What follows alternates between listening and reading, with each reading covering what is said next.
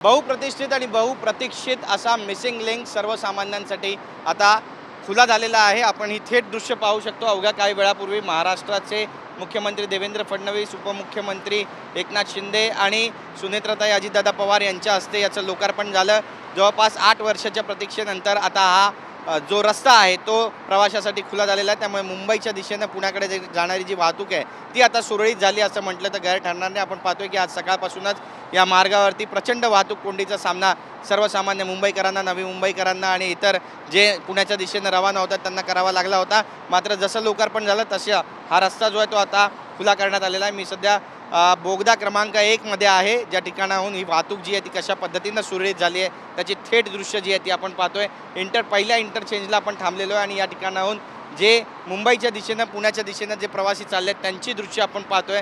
मात्र पुण्याच्या दिशेनं मुंबईकडे जाणारा जो रस्ता आहे खपोली एंडला तो अद्यापही सुरू झालेला नाही आहे। तो संध्याकाळपर्यंत सुरू होईल अशी माहिती प्रशासनाकडून मिळते। आपण पाहतोय की मुंबई पुणे प्रवास आता आणखी जास्त वेगवान होणार आहे। 30 ते 40 मिनिटं वाचणार आहे, वेळेची, इंधनाची बचत होणार आहे आणि महाराष्ट्राच्या विकासाचा आणखी एक मैलाचा दगड म्हणून याकडे पाहिलं जातं। मुंबई पुणे द्रुतगती मार्गातील महत्त्वाच्या मिसिंग लिंकचा जोड मार्गाचा आज लोकार्पण सोहळा यशस्वीरित्या पार पडलेला आहे आणि वाहतूकसुद्धा आता सुरळीत झालेली आहे। त्यामुळे जे काही मुंबईकर आणि पुणेकरांच्या मध्ये मिसिंग होतं त्याला या लिंकनं जोडण्याचा प्रयत्न झालेला आहे आणि हा प्रयत्न यशस्वी ठरला असंच म्हणावं लागेल। कॅमेरा पर्सन सिद्धेश नाईकसह गिरीश गायकवाड, TV9 मराठी, मावळ।